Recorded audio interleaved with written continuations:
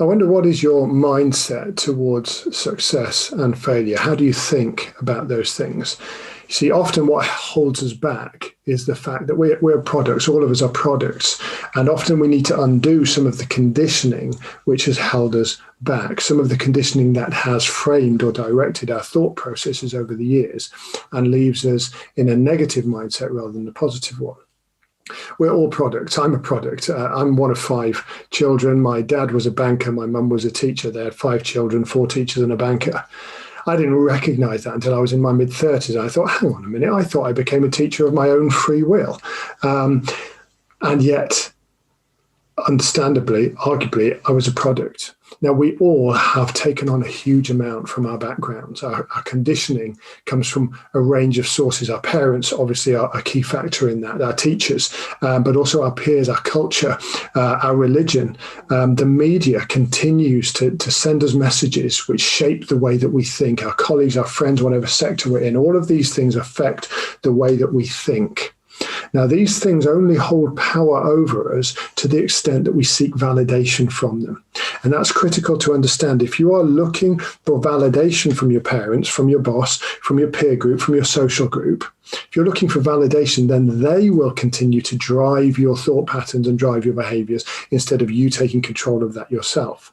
And I would argue that your validity, your value as a human being, does not derive from these sources, from these people. You are valid simply because you are a human being. And because there's never been another you in the history of the universe, and there never will be again. Your validity is inherent. I heard about a fascinating Buddhist story about a particular method that some Indian villagers had for catching monkeys. What they would do is they would chain a narrow-necked vase or jar to a tree, and they put some nuts in the bottom. And during the night, a monkey would come out of the forest, smell the nuts, put his hand into the jar, and pull out a fistful of nuts. Except now, with his hand balled into a fist, he couldn't get his hand out of the narrow neck of the jar. So he'd sit there all night, and in the morning, the villagers would come out and knock him on the head. Now, that monkey was trapped, except he wasn't trapped. In order to be free, all he had to do was let go of the nuts. And sometimes it's the same for us as human beings, that we're grabbing on, we're holding on to something that is holding us back, that is keeping us locked into a certain mode of thinking or a certain way of doing things because of that conditioning, because we don't want to let go of that validation that we get from that particular person or that particular relationship or that particular group.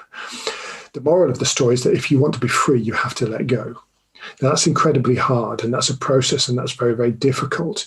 But being wise to that, recognizing that we may be being held back by other people's expectations, other people's frame of thinking, is important if we're going to live our best lives and realize our potential.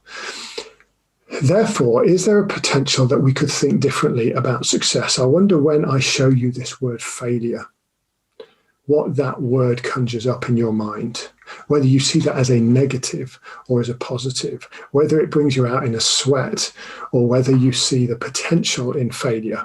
Let me give you an example of a particular failure.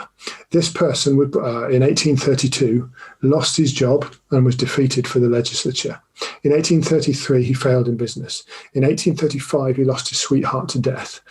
In 1836, he had a nervous breakdown. In 1838, he was defeated for Speaker of Congress. In 1843, he was defeated in a bid for Congress again. In 1848, again defeated in a bid for Congress. In 1849, rejected for land officer.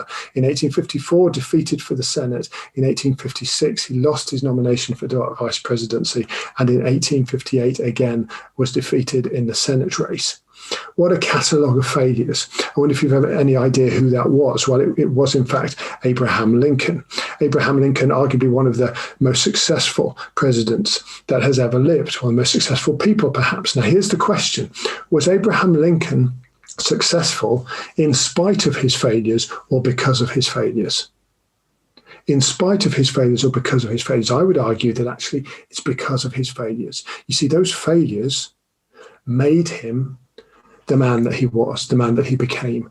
They were part of the shaping process. They were integral to his future success. They're part of the process, that bouncing that we all need to do in order to realize our dreams and realize our potential. So my question, therefore, is how do you perceive failure? Do you perceive it negatively or positively? How do you perceive struggle? I heard about a man who was bedridden, and on his windowsill, he noticed that a caterpillar had formed a chrysalis. And over the weeks, he watched, and one day noticed that the chrysalis began to move, and the butterfly within began to emerge from the chrysalis. And he watched for hours and hours and hours, and the butterfly seemed to be making no progress whatsoever. And in the end, he could bear it no longer, and he thought he just wanted to help this butterfly. So he took a small pair of scissors and he just snipped at the end of the chrysalis to help the butterfly creep out. And it did so, but that's all it ever did. It just crawled. It never flew, because it turns out that the process of struggle involved in emerging from that chrysalis is essential to the development of the sinews, of the muscle fibers that are integral to the ability of that butterfly to do what it's supposed to do, which is to fly. See, our struggles, often we perceive our struggles as something to run from, something to avoid, but actually those struggles are what make you successful.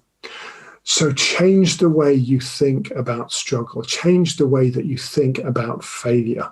Instead of saying, I can't do this, it's I can't do this yet. It's just a matter of time. It's just a matter of that passion and perseverance and keeping on and keeping that bouncing going. I'm told that the very first lesson that unicyclists are taught on their very first attempt is how to fall off. That's the first lesson in learning to ride a unicycle, how to fall off. You see, if we can master how to fall off, then we can master anything. If we can get comfortable with falling off, with falling down, then nothing can stop us. If we can recognize that falling down, that bouncing is the norm, then our perception of that falling will be different. Our ability to bounce back will be better. Changing our perspective, therefore, is essential. My counsellor told me this. He told me about his granddad. He used to help his granddad dig his allotment, and his granddad told him, when you're digging an allotment, always face what you've already dug. And I think that's brilliant. I come back to that over and over again. See, my tendency is always to turn and think, well, I haven't done that yet. I haven't done that yet. Well, I've not achieved that yet. I've not achieved that yet. If I turn around and face what I've already dug, then I can say, actually, I've achieved quite a lot today. Maybe this week, if I actually keep some kind of list of what I've achieved rather than simply a list of what I've not yet achieved, then my perspective is different and I'm in a much more positive place in order to progress, move forward, keep bouncing back.